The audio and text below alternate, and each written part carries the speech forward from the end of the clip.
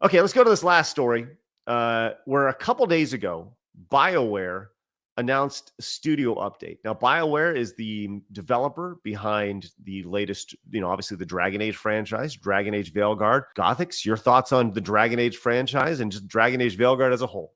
Never played Dragon Age, and it's sad because the only memory I will have of this game is I'm non-binary, and that's not good. Yeah, you are correct. You are correct. That's, I think, what a lot of people will think about that game. That'll be the lasting legacy of Dragon Age Veilguard. Well, a couple days ago, BioWare released a statement saying pretty much, hey, guess what? We are kind of winding things down with some of our...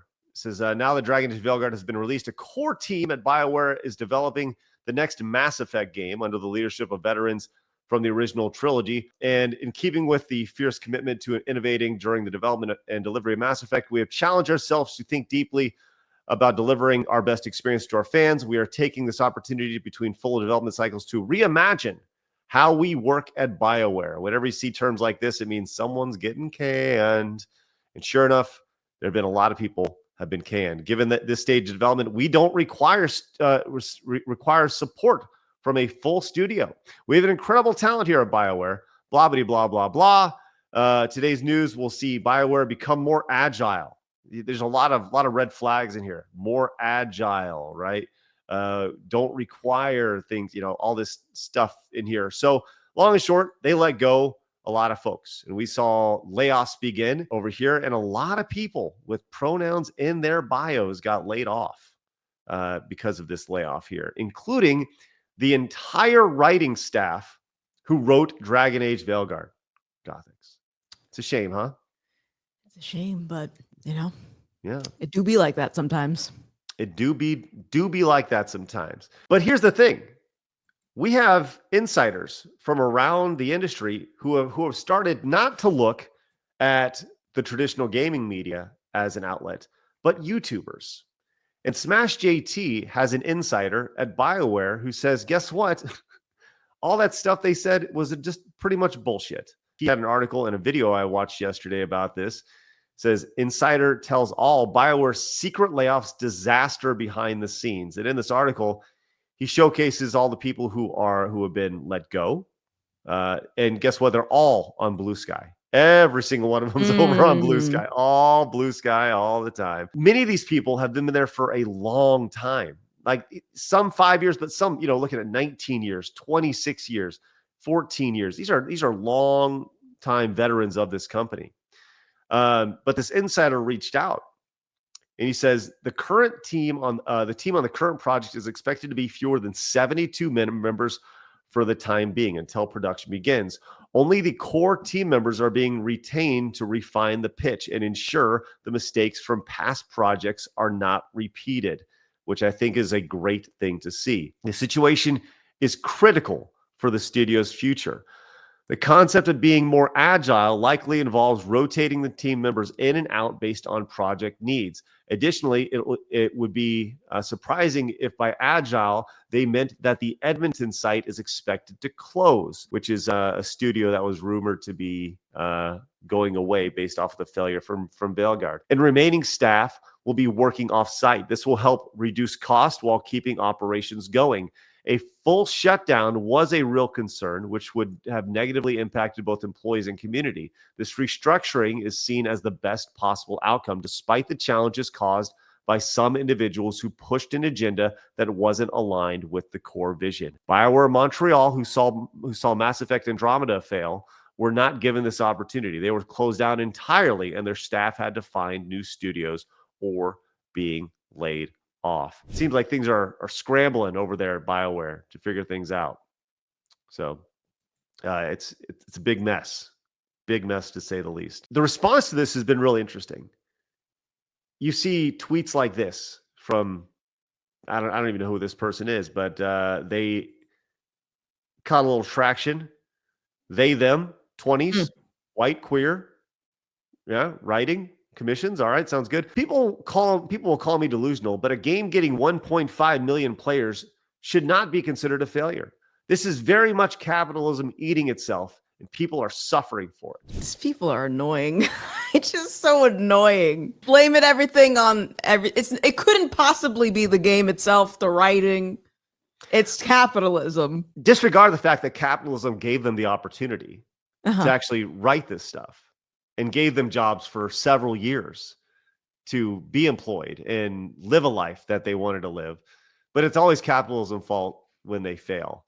We saw this guy tweet this out as well. This caught a little bit of traction online as well. He said, just kind of sum this up. There was an article by IGN. We'll start there first. Where it says key Dragon Age developers have announced that they are leaving BioWare after the developer restructured its focus to the next Mass Effect. And they got community noted saying the headline is misleading. The developers then leave BioWare. They were laid off.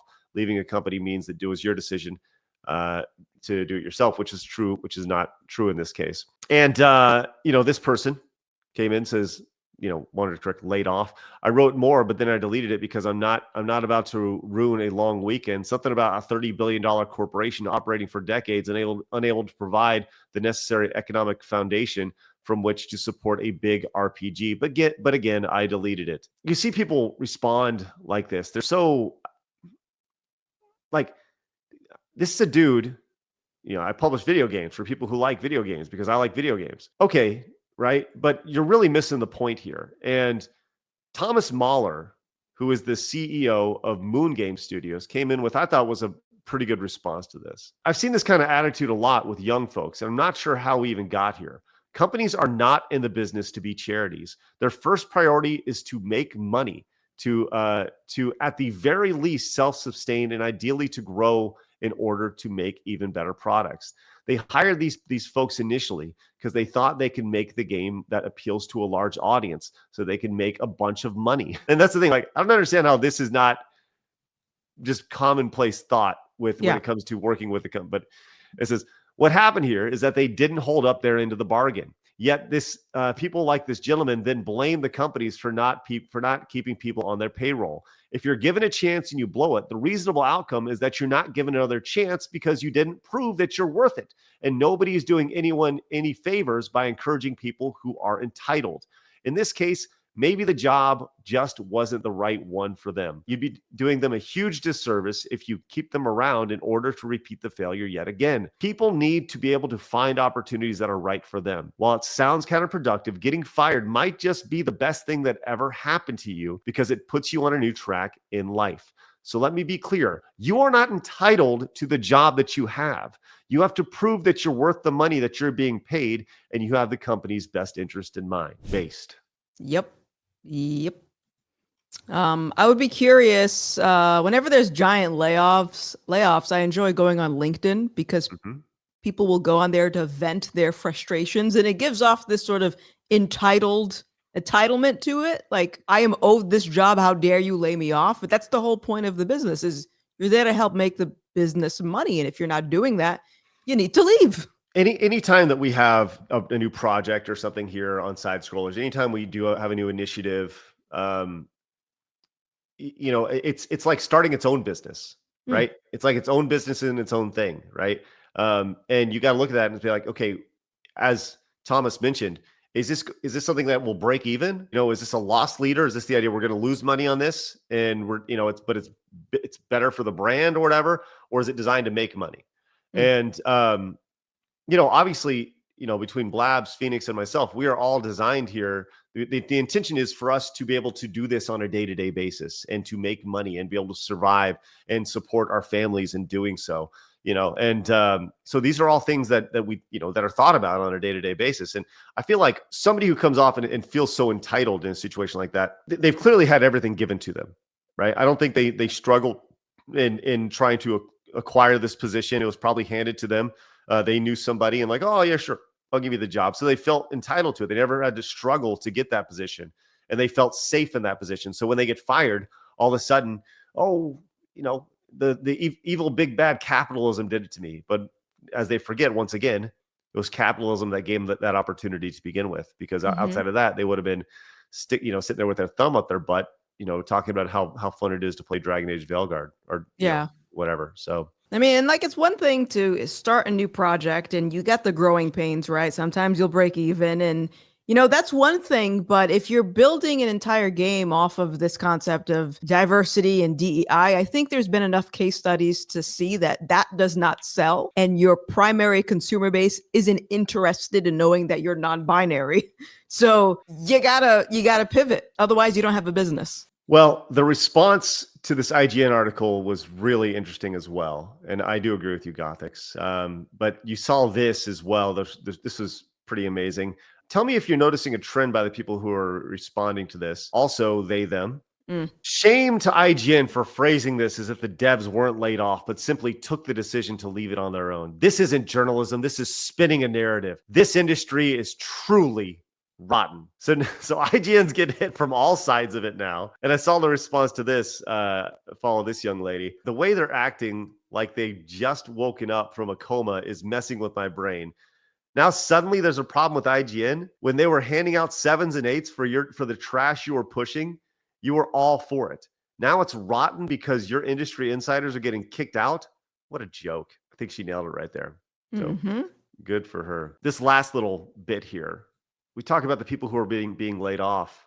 And I had a little conversation with Rev Says Desu last night over on X. He pointed out, says, with the recent layoffs, don't let BioWare off the hook.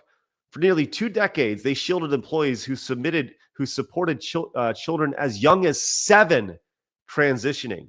These ghouls are targeting children in broad daylight. And this person was let go. The narrative designer, once again on Blue Sky, Trick Weeks, narrative designer for Dragon Age, novelist by night, also they, them. And you can see here, I'm looking for a new writing narrative position. They were just let go from their position at BioWare, 20 years. Cherished in memory. Thank you very much. Blah, blah, blah. Oh, by the way, here's a positive thing you can put out in the world today. Order Girl Scouts cookies from a trans scout via the list in the wonderful Here We Go. And then you look a little, this is this person, this little girl, little boy, she, her, is a 7.5-year-old proud transgender girl who was born smiling and plans to become a pop star president/scientist. She is raising funds to help her brownie troop be of service to local wildfire affected communities. So these are the type of people who are working at BioWare and writing the narrative for Bellegarde here. Not a whole lot of love lost there. I've said this over on X. I said, yes, listen to the 7-year-old who wants to be a pop star president scientist about a combo about their gender. For fuck's sakes, next week they'll want to be a fireman unicorn basketball player. But please tell me they know what their gender are. Make it make sense. This shit is infuriating. And I think we've all kind of gone through this, simply by knowing what a man and a woman is. But Craig, you don't know her lived experience. Good point. And how would I? How would I ever know? Blabs, you got anything on all this everything here? You haven't lived her truth. Oh, yes. Her truth. My fault. That's yeah, that's kind of where we're at. So don't feel all bad about these people losing their jobs, although I'm sure they're probably going to get, I don't like seeing anybody lose their jobs, but I also don't like seeing kids manipulated and totally fucked with like that. So I don't feel that bad about it.